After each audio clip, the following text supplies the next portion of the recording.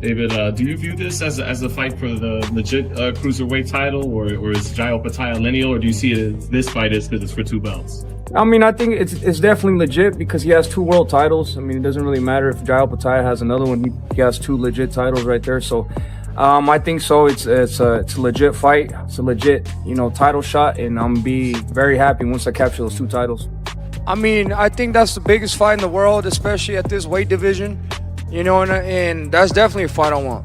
Like I said, I'm not scared of nobody. This is Monstro's world. And if he wants to get that fight, we get that fight. I'm ready to fight. I've been chasing these big fights for quite a while. I want to call myself undisputed. So, it is what it is. I'm ready when they are. Yep, I agree. And I like the fight with Jai. I think the Jai Opetaia fight at cruiserweight is the fight for me. That's the fight that I want to see. Jai has been the man at that weight class for a very long time. Now you got a new player in the division with a hot name and whose stock and whose star power is only rising. That's the fight I believe that needs to be made at the... David Benavidez has agreed to face Jai Opetaia, and the buzz around this matchup keeps growing as two top fighters move closer to a huge battle for control of the division. I think that would be a great fight to make in the future, and I respect Jai Opetaia a lot. He's a great fighter, and I think he has to come back over here to make these fights. Jai Opetaia also spoke about a possible fight with David Benavidez, and said he would be fully ready if the fight gets finalized. He said he respects Benavidez as a dangerous fighter with a strong fan following, and would gladly take that challenge. If that's the course, let's do it. You know what I mean? I'm pumped for that. Respectfully, I'd love to fight Benavidez. He's a great fighter.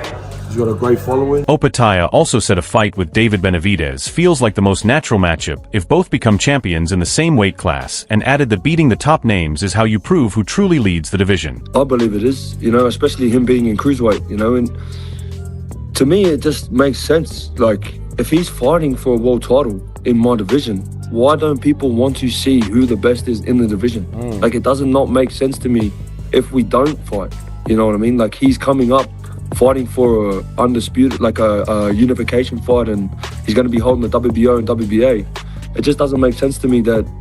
Max Kellerman said David Benavidez is still chasing that signature title fight against elite names like Canelo Alvarez, Dimitri Bivol, or Artur Beterbiev, while describing Jai Opetaia as a champion who continues to face high-level opponents. By my lights, the way I figure things, has never actually been the champion of a division. Not his fault.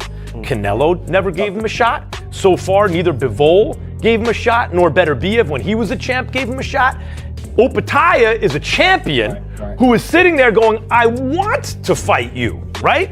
Look, the fact that no one's fought Benavidez, you understand. And I know he just beat Zurdo Ramirez and there were belts on the line. The actual champion of the division. At the same time, Opetaia praised David Benavidez's skills, but questioned how much can be learned from some of his previous opponents. He said he sees himself as a completely different kind of test and believes that fight would show how Benavidez handles that level. He boxes quite well, but you can't really sort of judge on his head in the past, and they haven't been too much. Jai's a completely different beast. What he can do to them is completely different from what he can do to Jai. So we'll see what happens and put everything together. Jose Benavidez Sr. also gave credit to Jai Opetaia talent, but said he is still gaining experience against top-level competition. He added that his team would take the fight with full confidence and sees it as a real challenge they can win. You know what? I think he's a great fighter. I met him at a fight. I want to give a big shout out to Opetaia. I think he's a great fighter. He's doing well, but I think he still needs the experience, His last fight, I think he held back. He looked a little bit tired. He was struggling in there. He did win the fight to me, and he did win pretty much all the rounds.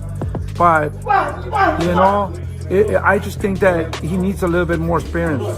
We'll fight him tomorrow. Ron Ellis said a fight against someone the size of David Benavidez would be much more difficult, and explained that Benavidez would likely need to rely more on boxing ability and adjustments instead of only coming forward with pressure. Picking on some of your own size. You're going to start with that. That's first of all. Y'all the same size, so now it's like, I don't think you can stand there. Yeah, I don't think that's Russian roulette. When you're sitting there on the ropes, I'm a little more, I'm a swinger, he just... But when it's the same size, Benavidez gonna have to show his real boxing skills. Because I don't think he just walk. Floyd Schofield Jr. described Jai Opetaia versus David Benavidez as a top-level matchup that should happen before any move to heavyweight. He added that Opetaia has a real chance to win, and said it will depend on who performs better on fight night. That would be a great fight. I think I think before he would go to heavyweight, I think that would be the fight that needs to be made. I think Jai has a good chance too of possibly winning. You know, like Really? I said, yeah, I think it just comes down to who shows up. Tim Bradley predicted David Benavidez would defeat Opetaia, saying Benavidez' pressure could drag him into a physical fight and his pace and toughness could break him down as the rounds go on. Just beat Jai Opetaia. Hell yeah, he beat Opetaia. Oh, I'm a double down. He gonna beat Opetaia. I double down on that one. He gonna beat Opetaia. See, Opetaia got good feet. Yeah, he can box, but he can be drugged into a fight. And if you know anything about David Benavidez, just like he did with Ramirez, he's the one of those guys that's gonna test your heart. He gonna test what you have in here. And once he go to Jai and he tests what he has in here, Jai gonna lose his. Jai ain't gonna be boxing and moving around. Jai gonna be looking to fight. Jai gonna get tired too. Yeah, because Jai, if you look at the history of Jai Opetaia, he get tired. Yes, he gets tired. Sergio Mora said Jai Opetaia is a very dangerous challenge and pointed to his power southpaw stance movement and aggressive style. He believes a fight between them would be intense from start to finish. Favorite against Zurdo, I made Benavidez a favorite against Canelo. I know what I'm watching. Opetaia is stronger. Pound for pound in punching, Opetaia punches a lot harder with one single shot than Benavidez. He's a harder, heavy-handed puncher. He's a southpaw. He has better feet than Benavidez. He's just as mean as Benavidez. That would be violent, man. That fight would be. David Benavidez has also shown interest in facing Dimitri Bivol and sees it as a huge opportunity to win major titles and strengthen his place across different divisions. Bivol is really he's the only fight I really want, like that I truly want, because he has all the belts. You know what I mean? After I beat Bivol, I'm gonna have, right now I have 8 titles. You know, 3 of them are interim, 3 of them world championships at super middleweight, light heavyweight. Now I got 2 of them at cruiserweight. I really want those belts. You know, I want those accolades. So that's the only. Benavidez has made it clear that he is open to fighting from light heavyweight to cruiserweight if the matchup matters, and said his focus is on facing the best fighters available, no matter the weight class. I think you guys know that 100% already. You know, wherever it is, it's 200, 175, wherever. I mean, I'm just here to test myself at the end of the day and test my greatness. Dimitri Bivol spoke on Benavidez' ambition and said top fighters are expected to chase major titles and stay active against elite competition, because that is what makes big fights important.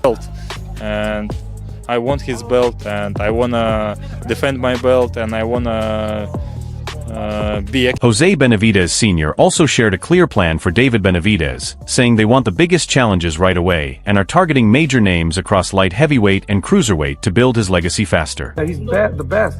I would love to fight Bivol because he beat Canelo. He beat Zurdo Ramirez. So if we can beat the one that beat the one, you know, those are the fights that we want to look for. We don't want no tune-ups, you know, and you see David never wants tune-ups. He wants to fight the best. So we're here to fight the best at cruiserweight or... Eddie Hearn praised David Benavidez' strengths, but questioned whether his style would work the same at light heavyweight, saying he looks most dominant at super middleweight, while a fight with Bivol would be much tougher. How good? You know, Godzic is decent. You know, he's strong, old. I don't think Benavidez is a 175 fighter. I don't think he beats Beterbiev. I don't think he beats Bivol. But I think he's very hard to beat at 168. I think that's where a lot of it. Stephen Edwards praised Dimitri Bivol technical skill movement and discipline, but also said David Benavidez' pressure and non-stop work rate could force Bivol into uncomfortable moments and make the fight harder as it continues. To attack, and he has a bigger variety of punches. So that's a lot to just deal with, knowing that, you know what I mean, if he hits you clean, he could you know, do some kind of damage to you. And he's going to hit Benavidez because Benavidez is going to step to him. That's how Benavidez fights. So I think that's I don't know if I would pick Benavidez if this was 5 years ago. You know what I mean? But it's not. The man is 41, and 41 is 41. So I pick Benavidez to beat him. I think Benavidez gets off a little too quick. Floyd Schofield Jr. said David Benavidez is performing at an extremely high level and may even be above some top fighters overall, but still called a fight with Dimitri Bivol a true 50-50 matchup because of Bivol's skill movement and power. Bivol had a pretty tough fight with Beterbiev, and I think David Benavidez. Yeah, I think David Benavidez is levels above Beterbiev, so I think it would be a much harder fight for Bivol. But then again, I mean, boxing is 50-50, so that's definitely a 50-50 fight. Because, I mean, Bivol has power, he can box, and he has foot movement, you know, that Soviet style. But, you know, I mean, David is David, so that's just a fight we got. Sergio Mora supported David Benavidez going after Dimitri Bivol and said that Win could take Benavidez to another level in boxing. He pointed to Benavidez's pressure, speed, and power as tools that could trouble Bivol throughout the fight. Is the #1 target on his list? Is that the right decision for him, do you think, to go back down to 175 and to challenge Dimitri Bivol? 100%. Because one, they've sparred before, so they know what to expect. That's one. Two, imagine him fighting in September in the same venue in Las Vegas with all the Mexicans watching again and beating a guy that beat down your superstar, a guy that beat Bivol. I'm talking about Bivol beat Canelo and you beating Bivol on that special date. That's how you take over the crown at 29 years old and become the next star for the next couple of years. Bivol's the way because he's not a big puncher. He's footwork, and you need to know how to close down that distance and footwork. Benavidez has that. Speed beats the timing of Bivol with that jab. The speed's going to intercept that. And then ultimately the power. The power's going to be on Benavidez's side. Bivol's never been a puncher. He's strong, but he's not a puncher. So everything's for Benavidez. I would see him being the major favorite. Chris Mannix gave credit to Dimitri Bivol as one of boxing best pound-for-pound fighters, but also said Benavidez has earned that level 2, and based on current form, he would slightly lean toward Benavidez. Right. Bivol is still a top 5 pound-for-pound guy. That said, based on that performance against Zurdo, I'd have to make the case that Benavidez is a top 5 pound-for-pound guy right now. And I would probably make Benavidez a slight favorite at the moment against Dimitri Bivol because we know what Benavidez is right now. Like, Benavidez is a monster. Bruce Carrington described Dimitri Bivol as calm, disciplined, and highly technical, but said David Benavidez would need to break the rhythm with constant pressure and pace, while also saying the fight remains very difficult to predict. No, because Bivol's so disciplined. From round 1 to 12, he's here back and forth with this. He is stubborn with that style, bro. So it's all about him getting Bivol off of his game, which he has the capability of doing. He's broken down so many people. Yeah, I heard that too. You know, where is he at? He's confidently talking about it in his interview, saying how he got him in sparring. But he also lets it known that it was good work though. At the same time, and this time that's been since that happened, and both fighters has grown since then. But man, Bivol, bro, it's gonna be tough. That's a fight that I genuinely don't know. I genuinely don't know how it'll go down. I do think he beats better BF. In the end, this matchup comes down to pressure versus precision and power versus timing. Every expert sees a different winner, but no one expects an easy night for either fighter. Now the question is yours. Who do you think wins when these styles meet at the highest level? Drop your pick in the comments. And if you enjoyed the video, make sure to like, subscribe, and turn on notifications for more boxing coverage. See you in the next one.